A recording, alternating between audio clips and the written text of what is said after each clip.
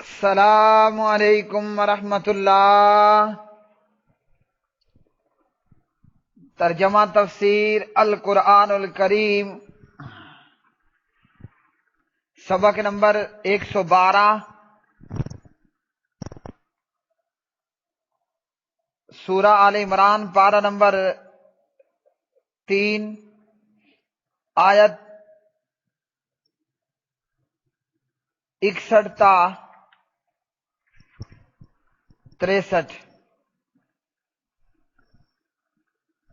اعوذ باللہ من الشیطان الرجیم۔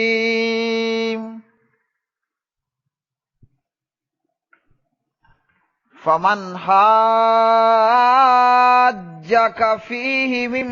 بعد ما جاءک من العلم فقل تعالوا ندع أبناءنا وأبناءكم ونساءنا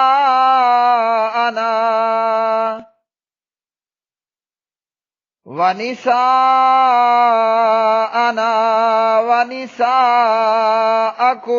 وأنفسنا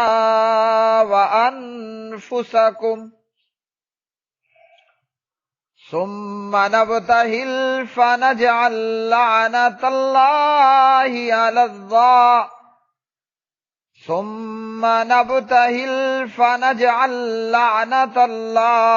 على الكاذبين۔ إن هذا لهو القصص الحق وما من إله إلا الله وإن الله لهو العزيز الحكيم۔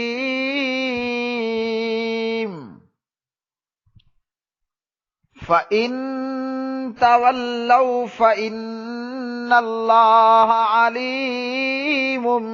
بالمفسدین۔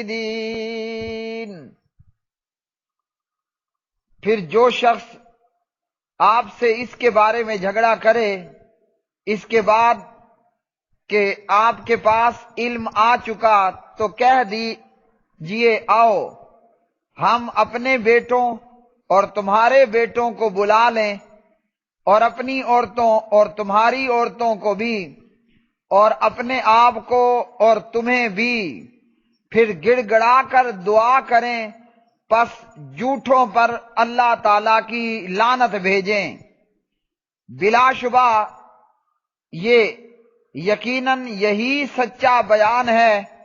اور اللہ تعالی کے سوا کوئی بھی معبود نہیں، اور بلا شبہ اللہ تعالی یقیناً وہی سب پر غالب کمال حکمت والا ہے۔ پھر اگر وہ پھر جائیں تو بے شک اللہ تعالیٰ فساد کرنے والوں کو خوب جاننے والا ہے۔ فمن حاجک، پھر جو کوئی جھگڑا کرے آپ سے، فیہ اس کے بارے میں، یعنی حضرت عیسیٰ علیہ السلام کے بارے میں، من بعد ما اس کے بعد کہ جاءک آ گیا آپ کے پاس، من العلم علم سے، فقل تو آپ کہہ دیں، تعالوا تم آؤ، ندعو ہم بلاتے ہیں، ابناءنا اپنے بیٹوں کو، وابناءکم اور تمہارے بیٹوں کو، ونساءنا اور اپنی عورتوں کو، ونساءکم اور تمہاری عورتوں کو، وانفسنا اور اپنی جانوں کو، وانفسکم اور تمہاری جانوں کو، ثم پھر نبتہل ہم گڑ گڑا کر دعائیں مانگیں، فنجعل پس ہم ڈال دیں، لعنت اللہ کی لعنت علی الکاذبین جھوٹوں پر۔ ان بے شک ھذا لہوا یہی ہے القصص بیان، الحق سچا، وما اور نہیں ہے من الہ کوئی معبود الا سوائے اللہ اللہ تعالیٰ کے، وَإِنَّ اللَّهَ لَهُوَ اور بے شک اللہ ہی ہے، العزیز خوب غالب، الحکیم نہایت حکمت والا۔ فَإِن پھر اگر تولوا وہ روگردانی کریں، فَإِنَّ تو بے شک اللہ اللہ تعالی علیم خوب جاننے والا ہے، بالمفسدین فساد کرنے والوں کو۔ پیارے بھائیوں اور میری بہنوں، ان آیات بینات کے اندر اللہ سبحانہ و تعالی فرماتے ہیں کہ جو آپ سے علم کے آ جانے کے بعد بھی جھگڑا کرے، سورت کے شروع سے لے کر آل عمران کے شروع سے لے کر یہاں تک اللہ تعالیٰ کی توحید وحدانیت، جناب مسیح علیہ السلام کی ولادت اور اس کے تعلق سے یہ بیان کہ وہ اللہ کے بیٹے نہیں اللہ کے بندے تھے، یہ تمام باتیں دلائل کے ساتھ اللہ مستوی علی العرش نے بیان فرمائی۔ اب اس آیت کے اندر فرمایا کہ جو شخص اتنے واضح دلائل کے بعد بھی ضد اور عناد پر ڈٹا رہا تو اس سے بحث کا کوئی فائدہ نہیں ہے۔ اب اس آیت میں یہ کہا گیا کہ ہم خود بھی اور تم بھی، ہمارے بیٹے، ہماری بیویاں، تمہاری عورتیں، تمہاری اولادیں سب جمع ہو جائیں، گڑ گڑا کر جھوٹے پر اللہ کی لعنت کریں۔ یہ ان عیسائیوں کو مباہلہ کے حوالے سے کہا گیا۔ نجرانیوں کا وفد، نجران کے رہنے والے عیسائیوں کا وفد پیارے نبی علیہ الصلوۃ والسلام کے پاس آیا، جو کہ 60 سواروں پر مشتمل تھا، اور ان میں ان کے 14 سردار بھی تھے جن کے پاس فلی اختیارات تھے۔ پیارے نبی علیہ الصلوۃ والسلام کے ساتھ جناب حضرت مسیح عیسیٰ بن مریم علیہ الصلوۃ والسلام کے تعلق سے ان لوگوں نے بحث و مباحثہ کیا۔ عیسیٰ علیہ السلام کو جو اللہ نے معجزات عطا فرمائے تھے کہ مادرزاد اندھے کو ٹھیک کر دینا، مردوں کا زندہ کر دینا، کوڑی برس کے مریض کا ٹھیک کر دینا باذن اللہ، اللہ کے حکم سے، عیسیٰ علیہ السلام کا بغیر باپ کے پیدا ہونا، ان تمام چیزوں کو لے کر عیسائیوں نے یہ قیاسات گھڑ رکھے تھے کہ یہ شخص یعنی حضرت مسیح عیسیٰ ابن مریم علیہ السلام اللہ کا بیٹا ہے، بیٹا تھا،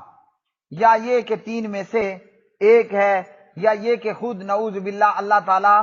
عیسیٰ علیہ السلام اللہ تعالیٰ ہیں وغیرہ۔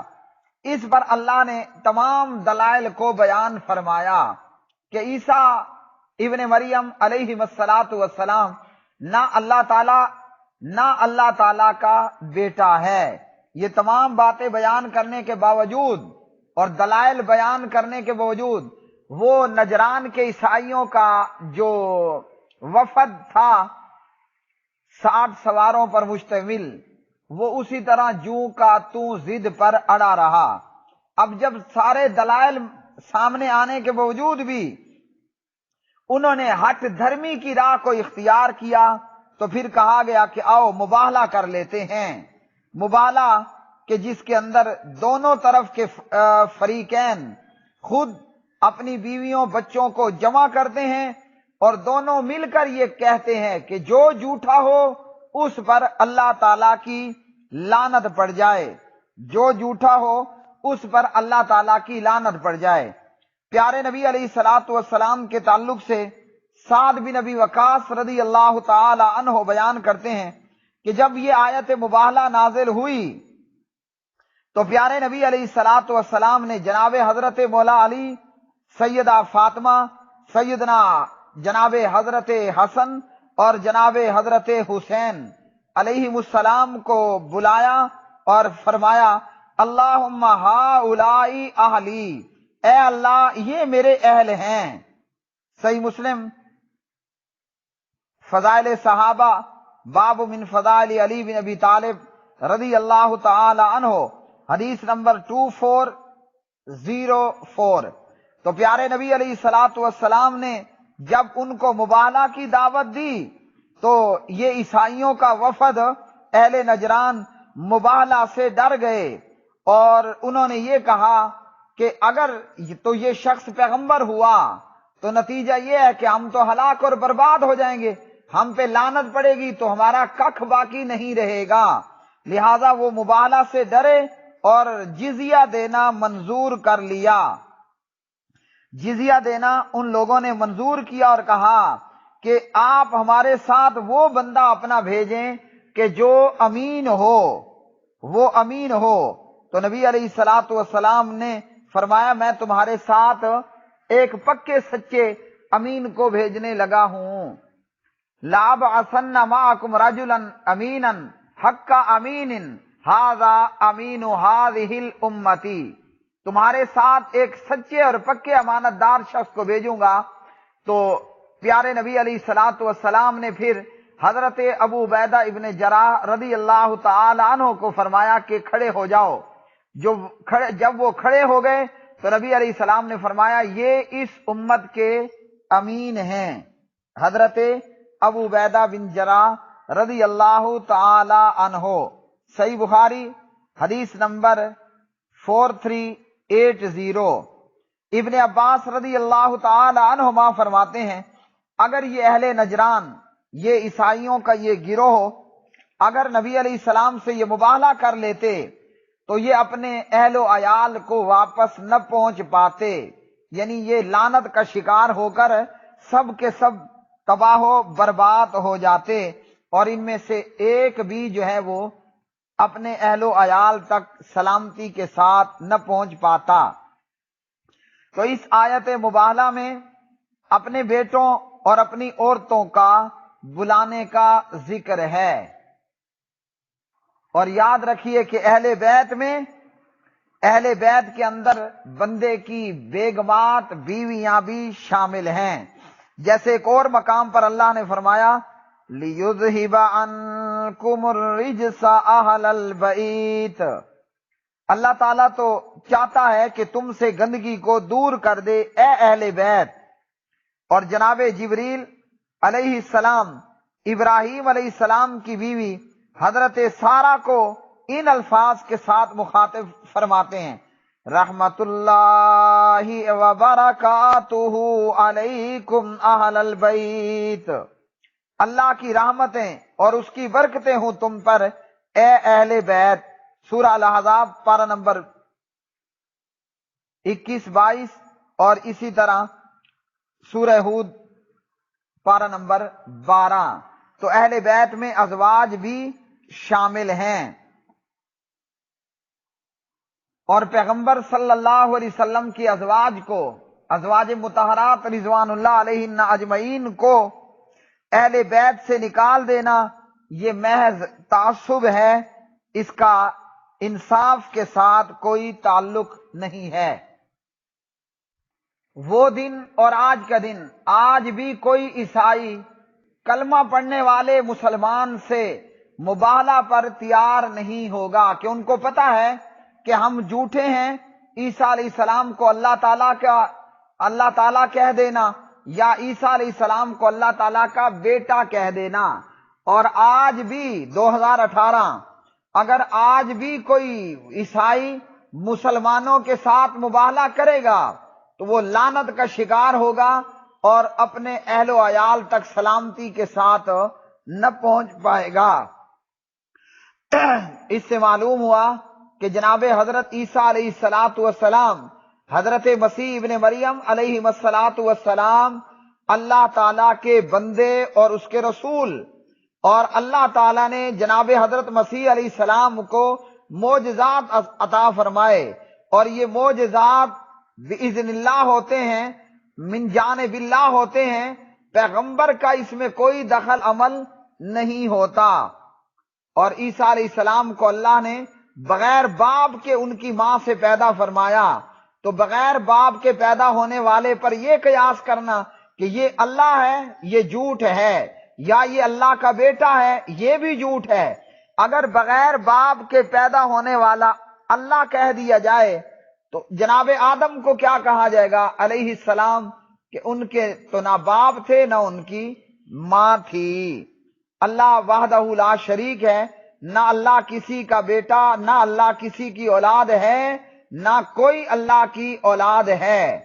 سچ یہ ہے کہ اللہ احد ہے، سچ یہ ہے کہ اللہ الصمد ہے، سچ یہ ہے کہ اللہ لم یلد ولم یولد ہے، سچ یہ ہے کہ ولم یکن لہ کفوا احد ہے۔ جھوٹ یہ ہے کہ کوئی پیغمبر کو اللہ کا بیٹا بنائے، جھوٹ یہ ہے کہ کوئی پیغمبر کو اللہ کہے، جھوٹ یہ ہے کہ کوئی پیغمبر کو نور من نور اللہ